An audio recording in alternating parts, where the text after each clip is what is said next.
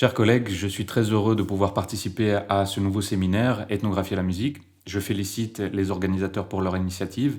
et les remercie de m'offrir ici la possibilité de présenter l'un des objets d'une ethnographie multisituée que je mène dans le cadre d'une recherche postdoctorale au sein de l'École française d'Athènes.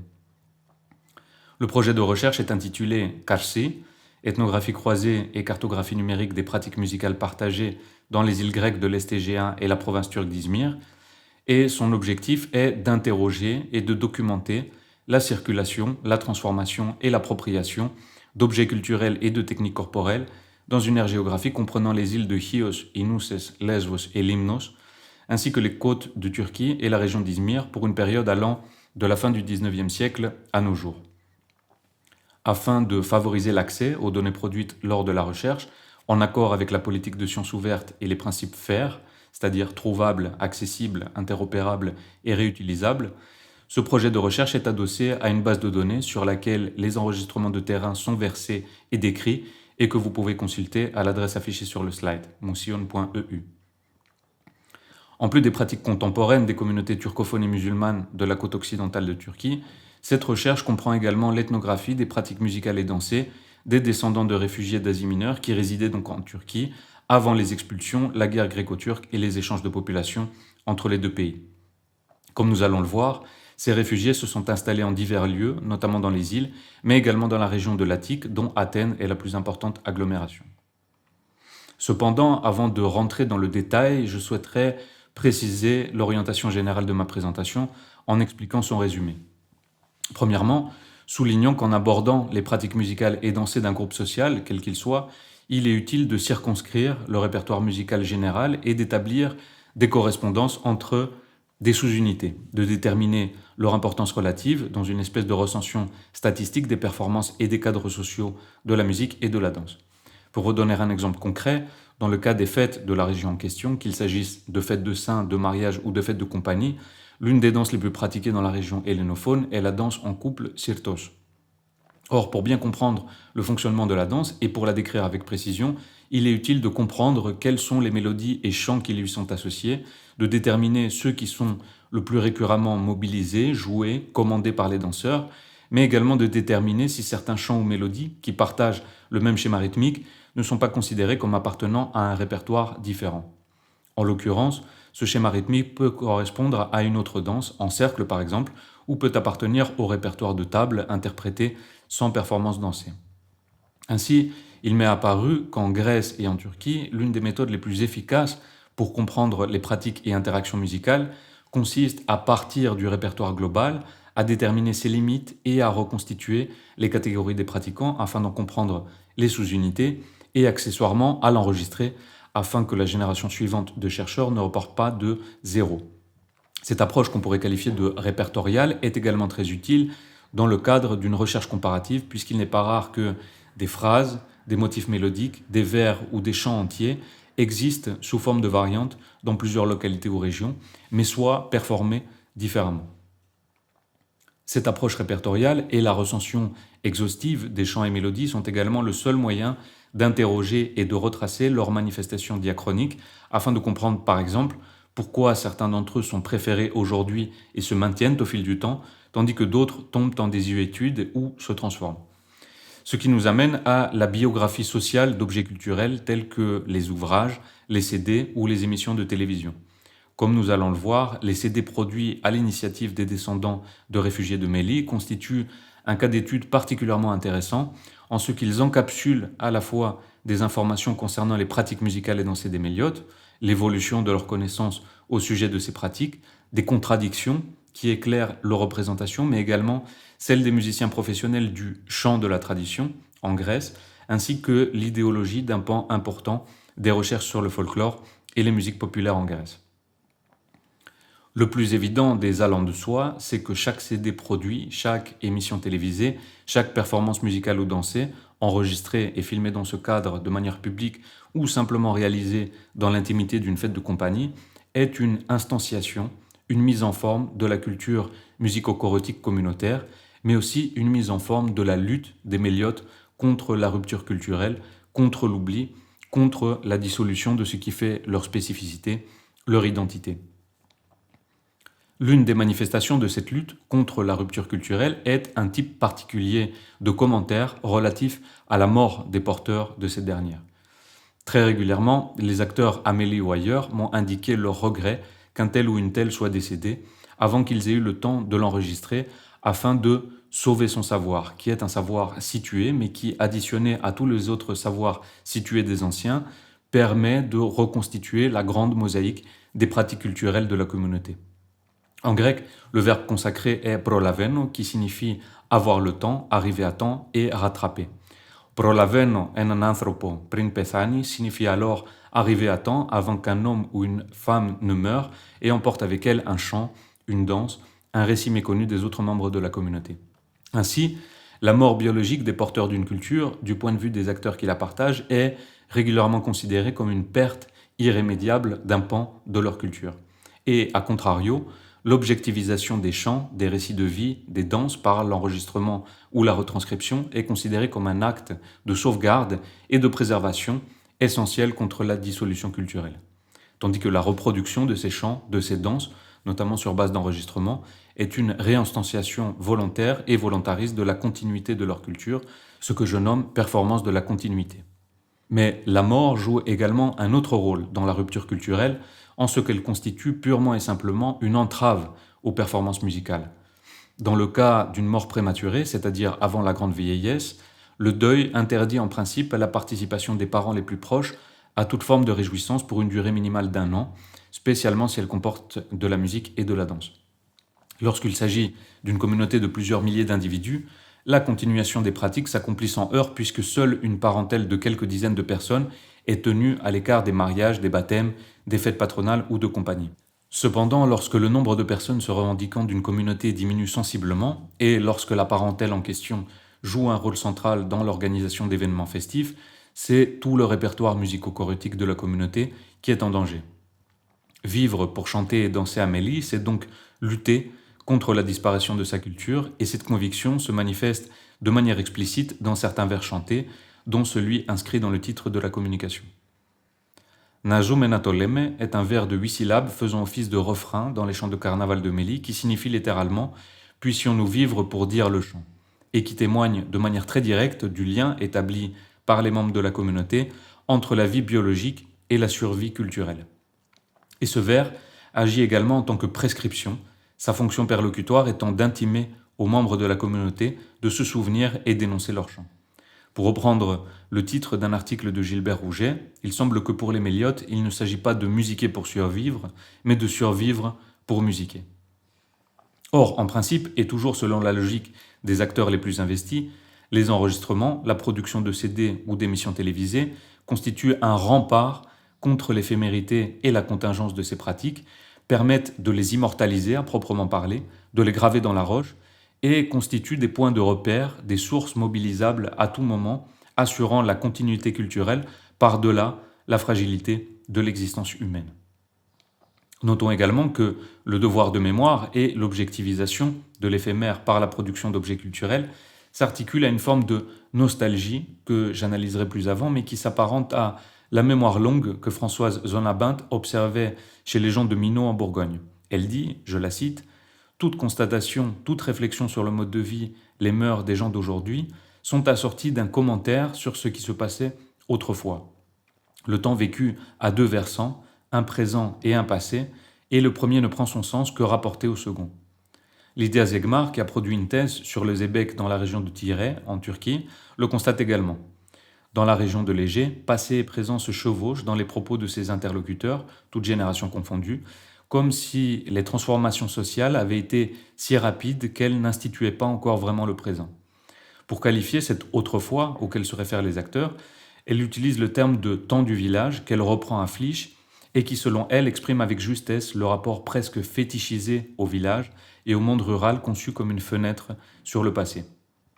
Or, Amélie, ce temps du village est en quelque sorte dédoublé et donne forme à une nostalgie complexe dans la mesure où les acteurs, par le chant et la musique comme par d'autres formes de pratiques dont le récit, sont d'une part nostalgiques d'un lieu, d'un temps et de pratiques qu'ils n'ont pas connues, Mélie, leur village perdu au début du XXe siècle, mais auquel ils se réfèrent sans cesse puisqu'ils inscrivent leurs pratiques actuelles dans la continuité de celles de leurs ancêtres, et d'autre part nostalgiques d'une époque plus proche, le temps de Néomélie, du nouveau village fondé après leur déplacement forcé, où ils vivent encore aujourd'hui, et qui n'a cessé de se transformer jusqu'à nos jours. Enfin, je voudrais conclure ce propos introductif en indiquant que la rédaction d'un ouvrage, la collecte d'archives, la production d'un CD sur base d'enregistrement, la performance dansée lors d'émissions télévisées, tous ces éléments participent clairement de stratégies de présentation de soi, mais sont aussi un instrument de connaissance de soi et de réappropriation culturelle. Il s'agit de performer sa différence et la faire reconnaître, notamment au niveau national, tout en minimisant les ruptures effectives de la chaîne de transmission, mais aussi de se réapproprier cette culture de manière régulière, au fil de ces occasions assez officielles, de développer une expertise à son sujet, de connaître un passé plus ou moins fantasmé, afin de s'affirmer en tant que porteur et de s'inscrire en continuateur de cette culture. Mélie est située dans la péninsule d'Érythrée, faisant face aux îles de Chios et d'Inousses. C'est un village édifié en amphithéâtre sur les contreforts du mont Mimas en grec, Bozdar en turc, à la jonction de trois collines et à une altitude oscillant entre 250 et 300 mètres. Son climat est de type montagnard, caractérisé par des hivers rigoureux et des étés caniculaires. Sur le plan administratif, la localité relevait jusqu'en 1922 du Kaza de Karaburun et du Sanjak d'Izmir, l'un des plus grands ports méditerranéens, et la capitale culturelle régionale jusqu'au début du XXe siècle. Sur le plan ecclésiastique, Mélie appartenait à la métropole de Tchechmé, la ville portuaire située à l'extrémité occidentale de la péninsule, juste en face de Chios. La circonscription administrative de Karaburun englobait également plusieurs bourgades, dont Denizgeren, Sanjak, Tepeböz, Salman, Küçükbahçe et Ahirli, capitale du Kazan. En peu de temps, Mélie s'imposa comme un bourg d'importance, ce qu'on appelle en grec Kefalochori, et devint le plus prospère des 24 villages de la péninsule de Karaburun.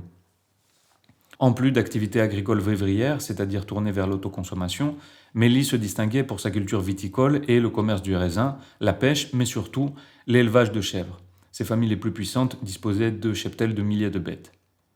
En 1904, sa population s'élevait à 1500 Grecs avant de chuter à 1000 individus en 1914 en raison d'opérations de déplacement forcé organisées par l'Empire ottoman afin d'éviter que les populations orthodoxes et hellénophones ne se soulèvent et viennent en aide à l'armée grecque.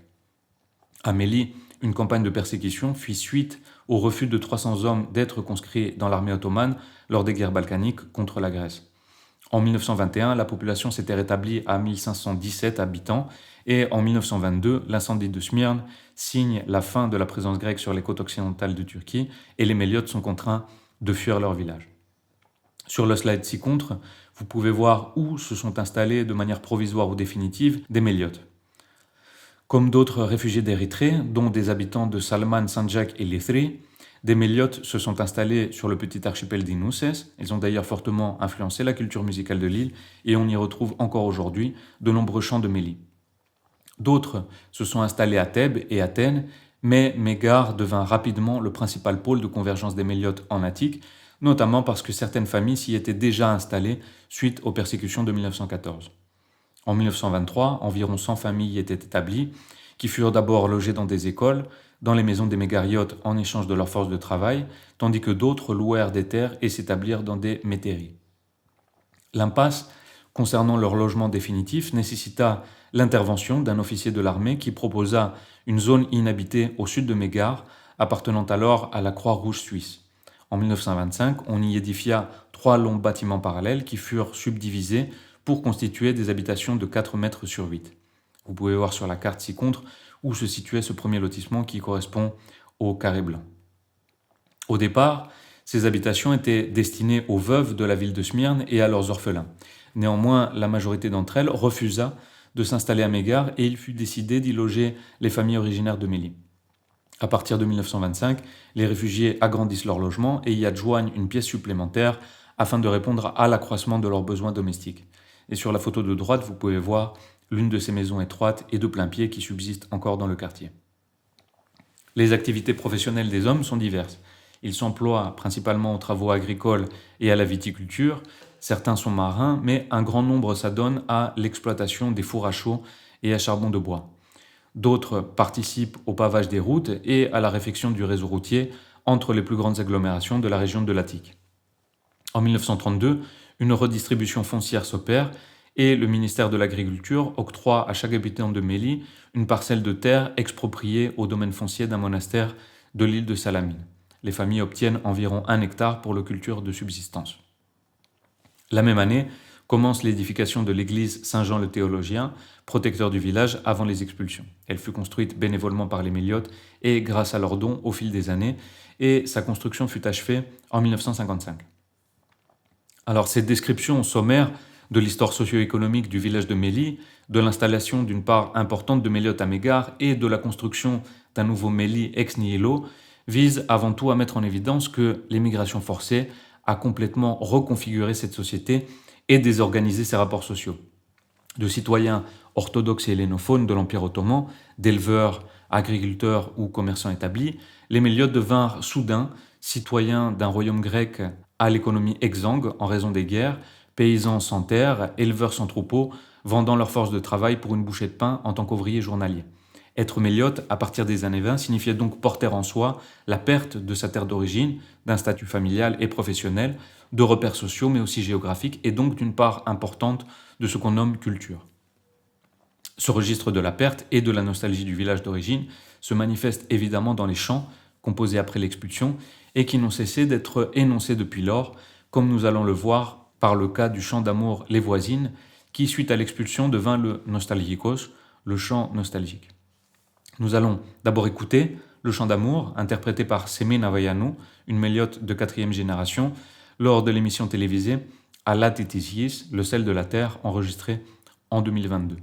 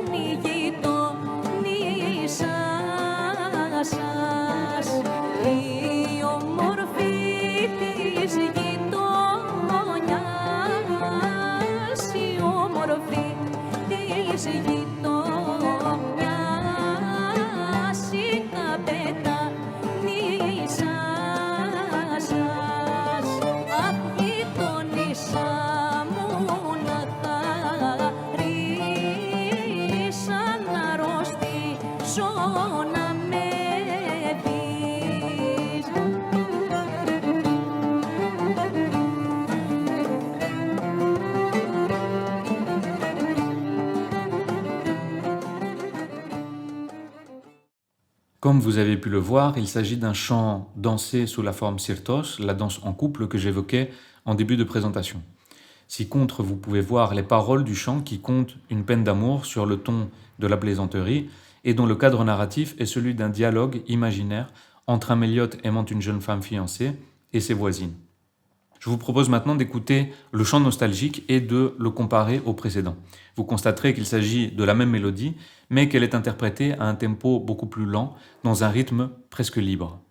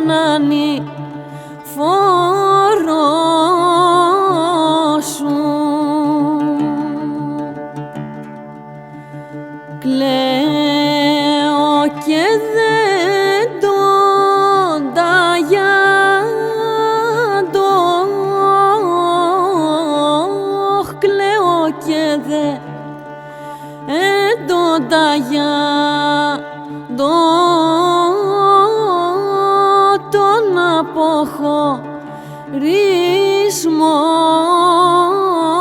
σου.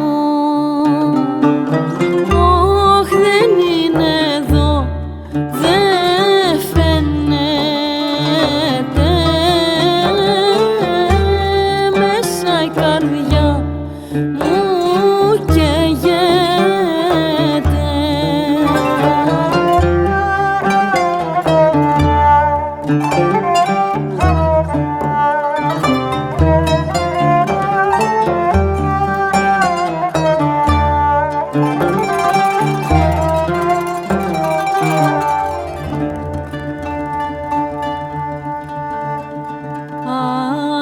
Ας ήμουν να περπατούμουν,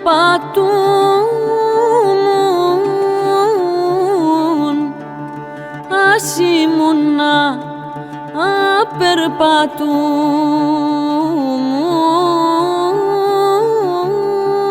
μες του μελιού τις στράτες.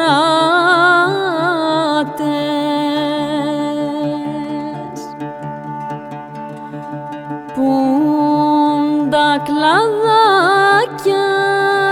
φουντώτα, πουν τα κλαδάκια φουντώτα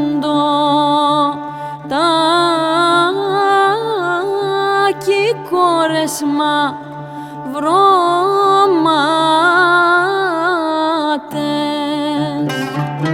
Όχ, δεν είναι εδώ,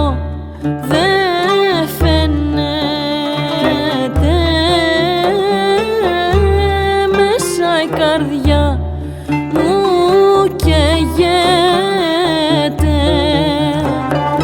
Όχ, μέσα η καρδιά μου καίγεται,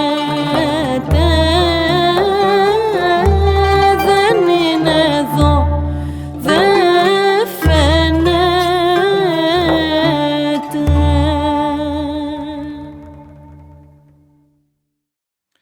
Pour reprendre les termes de Georges Tsimouris dans son analyse du répertoire du village de Reisdere, voisin de Méli, et dont les réfugiés se sont installés sur l'île de Limnos, je le cite, les chants constituent des vecteurs centraux de la communication au sein du groupe et, par voie de conséquence, une expression privilégiée de la mémoire collective.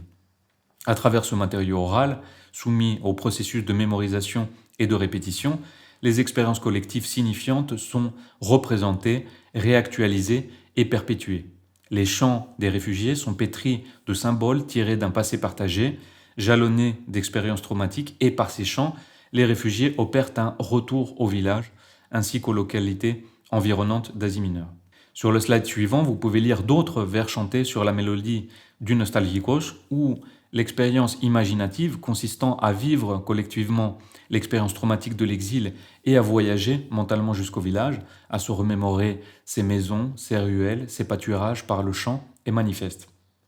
Les ressorts de ce voyage mental mériteraient une analyse plus profonde, c'est d'ailleurs un des sujets qui m'a occupé durant la thèse,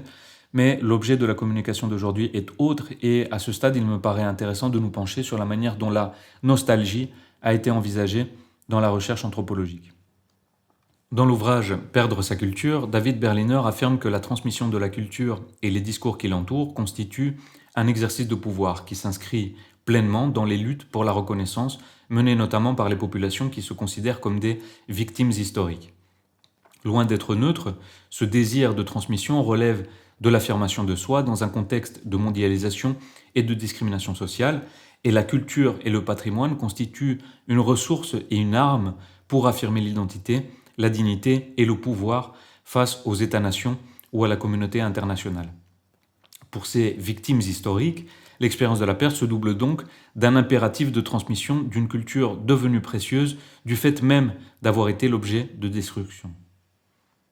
En se fondant sur sa propre expérience ethnographique ainsi que sur la notion d'armchair nostalgia, la nostalgie de salon, un concept développé par Arjun Appadurai et qui décrit la nostalgie assez confortable éprouvée pour un passé, un mode de vie ou une culture qui ne sont pas vécus personnellement mais par procuration à travers des images, des films ou des objets, Berliner distingue deux formes principales de nostalgie. Il définit l'endonostalgie comme le regret d'un passé directement expérimenté par les individus qui déplorent la perte d'éléments ou de pratiques centraux dans la définition de leur être. Par contraste, l'exonostalgie qualifie une nostalgie par procuration, une nostalgie de l'extérieur, c'est-à-dire le regret d'un passé que le sujet n'a pas vécu personnellement, une mélancolie projetée par des observateurs extérieurs, tels que les touristes, les experts du patrimoine ou encore les anthropologues eux-mêmes, sur des cultures perçues comme authentiques et en voie de disparition. En étudiant ces deux formes et en indiquant qu'elles ne sont pas mutuellement exclusives, Berliner défend l'idée que la nostalgie n'est pas une simple réaction passive, mais qu'elle est intimement liée aux politiques du patrimoine et à la modernité, fonctionnant comme une ressource sociale mobilisée dans la négociation du changement et dans la définition de ce qui doit être transmis face à une perte réelle ou fantasmée. Cette distinction entre endo- et exonostalgie mérite quelques remarques dans le cas présenté aujourd'hui. Premièrement, notons qu'au sens strict, la nostalgie d'un passé directement expérimenté par les individus devrait avoir pris fin avec la mort des Méliotes de première génération, nés à Mélie et ayant vécu l'expulsion. Mais c'est justement parce que l'expérience traumatique de l'exil forcé s'est transmise par les chants et les récits qu'elle est toujours vécue par les Méliotes de deuxième, troisième et quatrième génération. S'agit-il alors d'une nostalgie par procuration ? Est-ce que le médium par lequel se transmet et se vit cette nostalgie permet d'affiner le concept ? Peut-on parler ici d'une métanostalgie ? Ces questions méritent une plus grande attention. Par ailleurs, cette nostalgie de la perte d'un temps du village qui les sépare de plus d'un siècle se double d'une autre nostalgie, celle du délitement progressif de la culture de Néomélie par la mort des anciens noceurs, des femmes et des hommes qui pouvaient chanter, je cite, « la même chanson durant 3 jours », sans qu'on entende 2 fois le même vers, des danseurs qui rugissaient tels des lions et qui faisaient trembler le sol sous leurs pas. Cette perte-là est due à de nombreux facteurs. Premièrement, la démographie déclinante de Néomélie, la mobilité géographique et sociale qui y concourt et qui bouleverse les anciennes solidarités familiales et professionnelles. Certains cafés ont fermé, les mariages mixtes sont plus nombreux, des gens de Mégare construisent leurs maisons dans le quartier, les fêtes sont moins nombreuses, etc. Pour reprendre les termes de l'un des membres du conseil d'administration de l'association culturelle du village, le plus grand danger est la dilution de l'élément méliote dans la société grecque, car la fin de l'homogénéité de sang conduit à la mort de notre culture. Or, face à cette perte, comme cela a été relevé par Berliner, la culture et le patrimoine constituent une ressource et une arme dans l'affirmation de l'identité. Des années 80 à nos jours, la nostalgie et la peur de la perte ont été le moteur d'initiatives visant à faire la promotion des spécificités du village, ce qui nous ramène à la question de la constitution des objets culturels et à l'enregistrement du chant Nostalgikos que nous avons écouté précédemment. Il provient d'un album produit en 2001, né du désir de longue date de l'association culturelle de faire sonner à nouveau les mélodies et les chants du village, car l'une des autres spécificités de Mélie est que son répertoire musical a été intégralement sauvé par la voix. En effet, par un hasard malheureux, tous les instrumentistes méliotes de première génération se sont installés sur l'île grecque d'Inousses, à quelques kilomètres de leur village perdu. Et c'est donc à Inousses que le répertoire instrumental a été conservé, tandis qu'à Néomélie, les habitants ont dû s'arranger avec les musiciens de Mégare qui ignoraient tout de leur culture musicale et étaient incapables d'en jouer le répertoire. Seules les mélodies d'Asie mineure déjà connues par la discographie en Grèce étaient interprétées lors des fêtes par des musiciens étrangers donc, et c'est dans l'intimité des cours intérieurs, des maisons et dans les cafés que le répertoire du village fut maintenu. Pour reprendre les propos du président de l'association lors d'une émission télévisée de 2010, grâce à ce CD intitulé Tatraruda Kiamopoulo, ce qui signifie « Je vends mes petites chansons », Mélie s'est réapproprié son identité musicale et a acquis une identité aux yeux du public grec qui ignorait son existence. Mais les conditions de production de l'album méritent une analyse plus poussée. La direction artistique de l'album fut confiée à Socrates Sinopoulos, virtuose de la vielle de Constantinople, qu'on nomme Kemenche en turc, et à Katerina Papadopoulou, chanteuse athénienne considérée comme une référence pour ses interprétations de musique populaire de la Grèce. En s'aidant des enregistrements réalisés par Manolis Vaianos entre 1980 et 1983, des vers compilés dans son ouvrage consacré à Mélie, publié en 1981, ainsi qu'en réalisant eux-mêmes des enregistrements auprès des plus anciens habitants de Néomélie, les musiciens ont ainsi reconstitué le répertoire musical du village à partir des données auxquelles ils avaient accès. Ils ont également procédé à des choix esthétiques dont les logiques dépassent le cadre de la pure et simple reproduction du répertoire, mais dépendent de questions pratiques, de leurs propres inclinations et d'autres facteurs. L'élément le plus problématique est, sans aucun doute, la question de l'instrumentarium. Comme vous avez pu l'entendre, le chant est accompagné par un kanoun, un luth et une vielle de Constantinople, trois instruments associés à la musique de l'Asie mineure, mais complètement étrangers au style du village où le violon dominait autrefois. À ce sujet, un musicien de Néomélie dans la trentaine d'années et qui avait donc 10 ans au moment où l'album fut produit m'a indiqué « Je sais qu'il y a plein de choix erronés dans cet album, mais nous avons grandi avec lui. Et lorsque j'entends la vielle jouer l'introduction du Certos, les petits méliotes, je suis pris de frissons. Les musiciens n'ont pas idée de l'importance de cet album pour nous. Il nous a rendus fiers. » Toujours au sujet du Nostalgicos, les musiciens ont procédé à d'autres choix qui concourent à la construction sonore d'un méli imaginaire. Par exemple, le choix d'un tempo lent, presque libre, qui accentue le caractère dramatique du chant, ou l'introduction de réponses instrumentales entre les vers chantés. Pour reprendre les termes de la chanteuse Katerina Papadopoulou que j'ai interrogée à ce sujet et qui reconnaît qu'à l'époque, elle était moins concernée par la préservation que par l'interprétation artistique des musiques populaires, il s'agit, je la cite, d'une version polissée, urbanisée d'un répertoire populaire et rural. Enfin, ces choix esthétiques se manifestent également dans le choix des vers sélectionnés pour leur beauté et non plus strictement en fonction de leur organisation habituelle dans les chants du village. C'est notamment le cas pour le chant d'Evrede, qui est considéré par nombre de mes interlocuteurs comme l'un des plus beaux de l'album.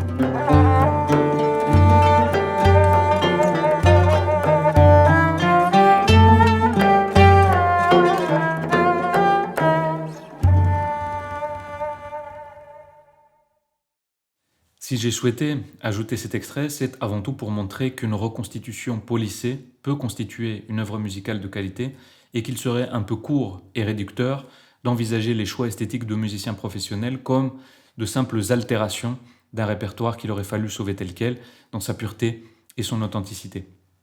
Mais il n'en demeure pas moins que le chant d'Evrede des Méliotes d'il y a un siècle a très peu en commun avec celui de l'album de 2001 et que c'est un élément à prendre en considération dans l'analyse de la discographie, même lorsque la communauté locale est à son initiative.